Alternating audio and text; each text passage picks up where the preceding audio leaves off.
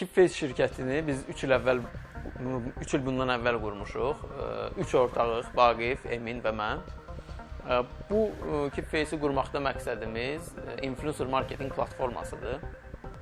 Burada şirkətlər qeydiyyatdan keçir, influencerlar qeydiyyatdan keçir və bunlar bir-biri ilə belə deyək platforma üzərində tanışırlar və firmalar influencerlara onların məhsullarını reklam eləməyi üçün təkliflər göndərir və influencerlar o məhsulu öz auditoriyalarına çatdırırlar. Platforma bundan ibarət. Platformanı birinci növbədə biz MVP-sini yazmışdıq və hal-hazırda ikinci Keepface 2.0 versiyasını tamamladıq, onu launch etdik. Keepface olaraq biz 35 ölkədə kampaniya eləmək gücündəyik hal-hazırda. Bu əsasən Köhnə Sovet ölkələri, MENA, Ərəb ölkələri və Avropa ölkələridir. 500 startaplar üçün dünyada ümumiyyətlə bir neçə dənə belə proqram var. Onlardan ən yaxşılarından biridir 500 Startups. Bu startapların necə böyüməklə əlaqəli olan bir proqramıdır. Burada minlərlə startap müraciət eləyir və bizim proqramda 16 startap seçilmişdi. Biz də onlardan biri idik.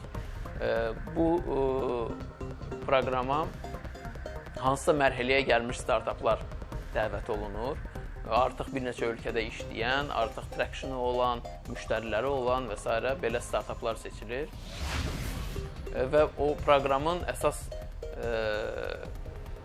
belə deyək ki, təlimi ondan ibarətdir ki, belə bir söz var, growing machine düzəltmək. Yəni, böyüyən startup düzəltmək, hansı ki, gündən günə böyüyür və qloballaşır. Təlimdə Silikon Valley'dən 8 təlimçi gəlmişdi. Onlar hər gün bizlə məşğul olurdular.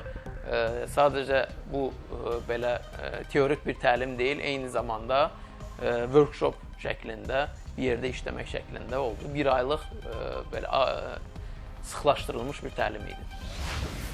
Startupın uğur qazanması üçün birinci növbədə onu deyim ki, ideya hələ hər şey demək deyil.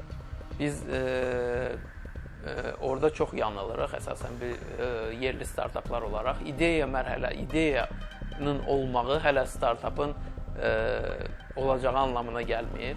İdeya startupın ən kiçik mərhələsidir. Əsasən biznes model olmalıdır. Bu ideyadan necə biznes pul qazanılacaq və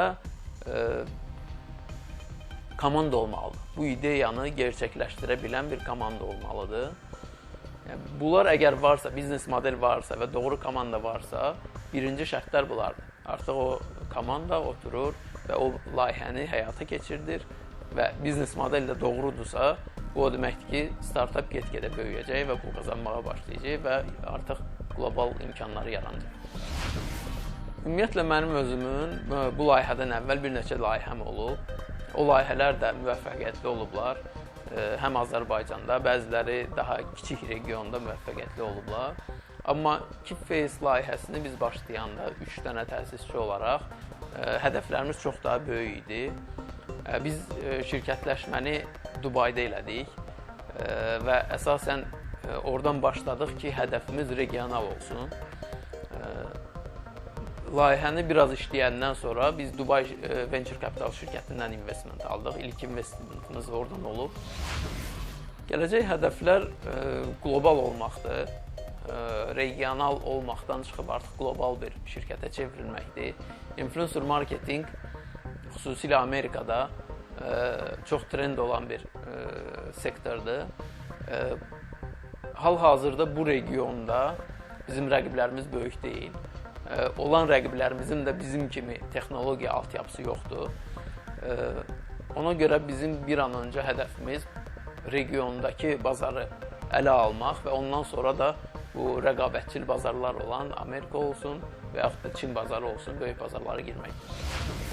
Əslində startuplar, hansı tipli startup demək düzgün olmaz. Çünki dünyada hər sektorda startuplar var. Bu ola bilər marketing olsun, marketing texnologiyaları olsun, bu ola bilər biotek olsun, bu ola bilər sağlıqla əlaqəli və s. Yəni bir çox belə sektorlarla əlaqəli, gaming ola bilər, startuplar mövcuddur.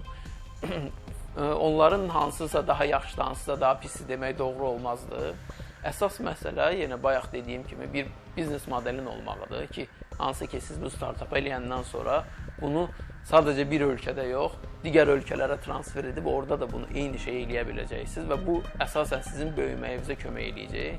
Yəni bu model olandan sonra artıq xüsusi nə isə seçməyə ehtiyac yoxdur. Investment məsələsində startupların mərhələlərinə görə şərtlər dəyişir. Əgər ilkin mərhələdə investment almaq istəyirsinizsə startup olaraq, onda investorlar komandaya baxırlar. Baxırlar ki, bu komanda bu işi görə bilərmi və bunların ideyasının dalında dayanan biznes model işləyərmi? Çünki hələ heç bir iş görülməyib. İlkin investisiyanı alandan sonra artıq bir məhsul ortaya çıxanda daha sonraki investorlar öncəki pulun necə xərcləndiyinə baxırlar. Doğrudan da ortada bir məhsul varmı? Doğrudan da bu biznes model işləyibmi? Hansısa müştəri varmı və bu satış olubmu? Və satış bir ölkədə mi olub, yoxsa bir neçə ölkədə mi olub? Yəni bunun bir qloballığını təsdiqləyən bir model varmı? Yəni ikinci mərhələdə investorlar buna baxırlar və daha sonra artıq rəqəmlər danışır. Daha sonra hamı ayda nə qədər böyüyürsən, sual bundan ibarət olur. İldə nə qədər böyüyürsən, neçə qat böyüyürsən, sual bundan ibarət olur. Ona görə hər mərhələnin öz şərtləri var. Startup hansı mərhələdədirsə onu başa düşüb, ona uyğun hərəkət etməlidir.